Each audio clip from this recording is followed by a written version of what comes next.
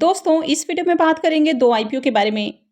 तो अभी मार्केट में दो आईपीओ ओपन हैं। एक है ज्योति सीएनसी ऑटोमेशन आईपीओ और दूसरा है आईबीएल फाइनेंस आईपीओ।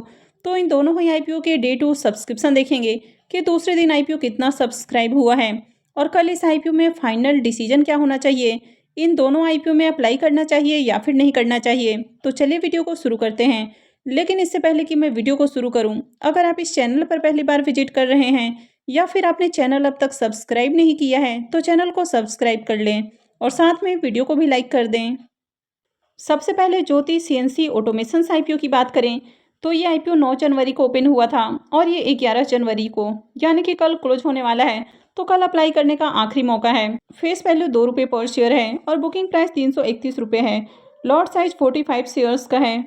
आईपीओ के इशू साइज को देखें तो आईपीओ 1000 करोड़ रुपए का है और ये पूरी तरह से फ्रेश इशू का आईपीओ है। तो चलिए देखते हैं कि आईपीओ दूसरे दिन कितना सब्सक्राइब हुआ है।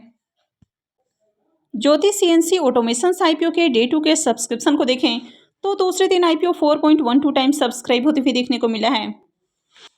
क्यूआईपी पोर्शन को देखें तो आईपीओ को 0.23 टाइम्स सब्सक्राइब किया गया है। एचएनआई पोर्शन में आईपीओ 6.82 टाइम्स सब्सक्राइब होते हुए देखने को मिला है।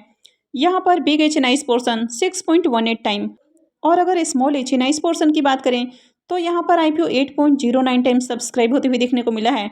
तो दूसरे दिन भी एचएनआई की ओर से बढ़िया एप्लीकेशंस लगते हुए देखने को मिले हैं। हालांकि अगर रिटेल पोर्शन को देखें तो रिटेल पोर्शन में आज ज़्यादा एप्लीकेशंस नहीं लगे हैं।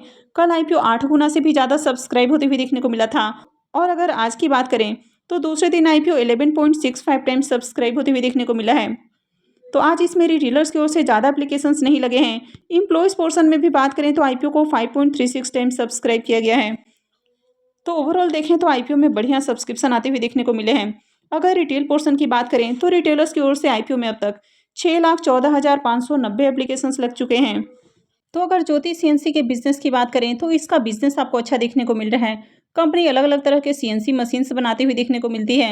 इनके क्लाइंट लिस्ट में आपको कई सारी बड़ी बड़ी कंपनियों का नाम देखने को मिल जाता है, यानी कि काफ़ी सारी जो बड़ी बड़ी कंपनियां हैं वो इनके क्लाइंट लिस्ट में देखने को मिल जाती है। चाहे इसरो की बात करें, ब्रह्मोस की बात करें, तिरुवनंतपुरम की बात करें, भारत फोर्ज की बात करें, शक्ति पंप की बात करें, हर्षा इंजीनियरिंग, रोलेक्स रिंग्स, तो कई सारी आपको कंपनियां इनके क्लाइंट लिस्ट में देखने को मिल जाती है। लेकिन सिर्फ कंपनी का बिजनेस अच्छा होना काफ़ी नहीं होता है, कंपनी के फाइनेंशियल भी अट्रैक्टिव होने चाहिए। तो अगर इसके फाइनेंशियल को देखें तो इसके फाइनेंशियल आपको बिल्कुल भी अट्रैक्टिव देखने को नहीं मिल रहे हैं। कंपनी के अगर प्रॉफिट को देखें तो 2021 और 22 में कंटिन्यू कंपनी लॉस में देखने को मिल रही है। 2023 में कंपनी मात्र 15 करोड़ की प्रॉफिट बनाती है और फाइनेंशियल 24 के 2 क्वार्टर के प्रॉफिट को देखें तो ये 3.35 करोड़ देखने को मिल रहा है। अगर आप इसको 2 से मल्टीप्लाई करते हैं, यानी कि अगर आप इसके ईयरली प्रॉफिट को निकालने की कोशिश करते हैं तो भी ये आपको 7 करोड़ से कम ही देखने को मिल रहा है। तो इसका मतलब है कि इस ईयर में भी कंपनी का जो प्रॉफिट है वो कम ही रहने वाला है। और अगर कंपनी के डेट को देखें तो कंपनी के ऊपर आपको काफ़ी हेवी डेट देखने को मिल रहा है, यानी कि 821 करोड़ से भी ज़्यादा का डेट है। तो कंपनी यहाँ पर आईपीओ से जो फंड रेज करने वाली है तो उसमें से 475 करोड़ रुपए कर्ज के भुगतान पे खर्च करेगी। लेकिन उसके बावजूद भी देखा जाए तो कंपनी के ऊपर करीब 346 करोड़ से ज़्यादा का डेट देखने को मिलेगा, यानी कि इतना डेट कंटिन्यू आगे भी रहने वाला है। तो जब भी मार्केट बुलिश देखने को मिलता है तो बहुत सारे आईपीओज आते हुए देखने को मिलते हैं और वे इस मौके को काफ़ी अच्छी तरह से भुनाने की कोशिश करते हैं, यानी कि जितना ज़्यादा हो सके प्रॉफिट बनाने की कोशिश करते हैं। तो यहाँ पर भी देखें तो कंपनी आईपीओ से जो फंड रेज करने वाली है तो उससे कम से कम अपने कर्जे को तो कम करेगी, लेकिन उसके बावजूद भी कंपनी के ऊपर आगे काफ़ी हेवी डेट रहने वाला है। और अगर आप इसके पी मल्टीपल को भी देखेंगे तो इसका जो पी मल्टीपल है वो 324 का देखने को मिल रहा है, यानी कि इस सेगमेंट की जितनी भी आपको मार्केट में लिस्टेड कंपनियां देखने को मिल रही है उन सबकी अपेक्षा काफ़ी हाई वैल्यूएशन पर यह कंपनी अपना आईपीओ लेकर आ रही है। और अगर उनसे कंपेयर करें तो इसका जो पी मल्टीपल है वो उनसे करीब 10 गुना ज़्यादा देखने को मिल रहा है, यानी कि बहुत ही हाई वैल्यूएशन पर कंपनी आईपीओ लाते हुए देखने को मिल रही है। जब भी कोई कंपनी काफ़ी हाई वैल्यूएशन के ऊपर आईपीओ लेकर आती है तो ऐसे में आईपीओ से लिस्टिंग गेन बनाना काफ़ी मुश्किल होता है। तो अगर आप इसके प्रीमियम को भी देखें तो ग्रे मार्केट के अंदर इसका प्रीमियम भी आपको स्टेबल देखने को नहीं मिल रहा है, यानी कि इसके प्रीमियम में काफ़ी उतार चढ़ाव देखने को मिल रहा है। तो चलिए इसके प्रीमियम देख लेते हैं और उसके बाद जानेंगे कि आगे इसमें अप्लाई करना है या फिर नहीं करना है। अब ज्योति सीएनसी ऑटोमेशन आईपीओ के प्रीमियम को देखें तो इसका प्रीमियम अभी आपको 41 रुपीज़ के ऊपर देखने को मिल रहा है। हालांकि थोड़ी देर पहले इसका प्रीमियम गिरकर 35 रुपीज़ तक आते हुए देखने को मिला था, यानी कि इसके प्रीमियम काफ़ी ज़्यादा गिरते हुए देखने को मिले थे। आईपीओ के अगर लॉट साइज की बात करें तो आईपीओ में 45 शेयर्स का लॉट है। इसका मतलब है कि आईपीओ से ₹1845 एक लॉट से प्रॉफिट बन सकता है। अगर इसके प्रीमियम को भी देखें तो इसका प्रीमियम 12% के ऊपर देखने को मिल रहा है।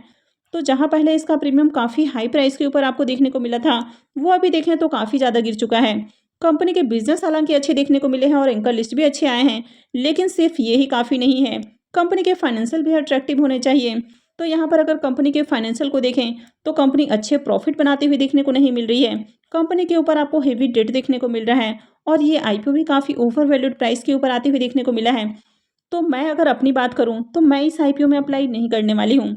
वैसे किसी भी आईपीओ में अप्लाई करना है नहीं करना है, ये पूरी तरह से आपका अपना डिसीजन होना चाहिए। तो मैं अपना डिसीजन बता रही हूँ। अब हो सकता है कि जिस तरह भी मार्केट में डिमांड बनी हुई है तो आईपीओ की लिस्टिंग कल को अच्छे प्राइस के ऊपर होती हुई देखने को मिले, यानी कि आईपीओ से आपको थोड़ा बहुत प्रॉफिट बनते हुए देखने को मिले। लेकिन लिस्टिंग के साथ ही यहाँ पर आपको बड़ी गिरावट हो सकती है और हो सकता है कि आईपीओ आगे आपको फंसा भी दे। वैसे कहीं भी अप्लाई करने से पहले अपने खुद की एनालिसिस जरूर करें। तो आप कमेंट करके बताएं कि आप आगे यहाँ पर क्या करने वाले हैं। आप अप्लाई करने वाले हैं या अवॉइड करने वाले हैं। आप जो भी करने वाले हैं वो पूरी तरह से आपका अपना डिसीजन होना चाहिए। तो चलिए अब देख लेते हैं आईबीएल फाइनेंस आईपीओ को। आईबीएल फाइनेंस आईपीओ को भी देखें तो ये आईपीओ भी 9 को ही ओपन हुआ है और ये भी कल क्लोज होने वाला है।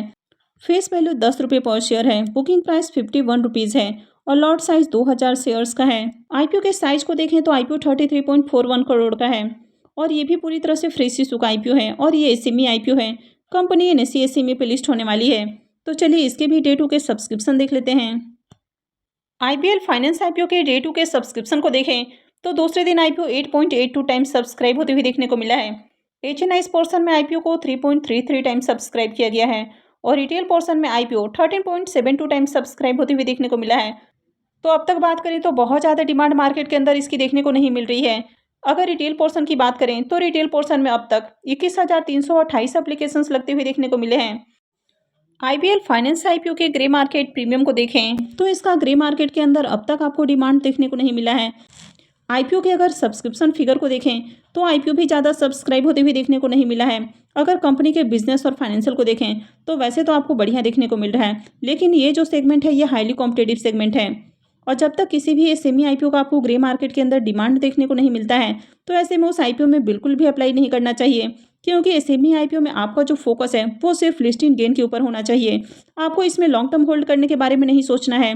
तो जब तक ग्रे मार्केट के अंदर प्रीमियम देखने को नहीं मिलता है तब तक आपको अप्लाई नहीं करना चाहिए। तो यहाँ पर अब तक बात करें तो इसका प्रीमियम देखने को नहीं मिल रहा है, तो ऐसे में इस आईपीओ में अप्लाई करने का रिस्क बिल्कुल भी नहीं लेना है, क्योंकि यहाँ पर देखें तो एसएमई आईपीओ के अंदर आपका रिस्क काफ़ी बड़ा होता है, क्योंकि एसएमई आईपीओ में इन्वेस्टमेंट अमाउंट ज़्यादा होता है। यहाँ पर आगे लिक्विडिटी भी कम देखने को मिलती है, यानी कि अगर आईपीओ की लिस्टिंग डिस्काउंट में होती है तो उसके बाद फिर आप आसानी से इसको सेल नहीं कर पाएंगे।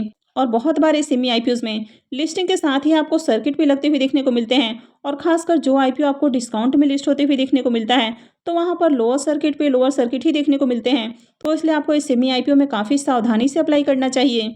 तो अगर आईबीएल फाइनेंस आईपीओ के फाइनल डिसीजन की बात करें तो इस आईपीओ को अवॉइड करना चाहिए। वैसे आपका क्या डिसीजन है तो आप कमेंट करके बता सकते हैं। तो आई होप कि आपको जानकारी अच्छी लगी होगी। तो अगर आपने इस वीडियो को अब तक लाइक नहीं किया है तो वीडियो को लाइक कर दें और साथ में चैनल भी सब्सक्राइब कर लें। और वीडियो को अंत तक देखने के लिए आप सबका बहुत बहुत धन्यवाद।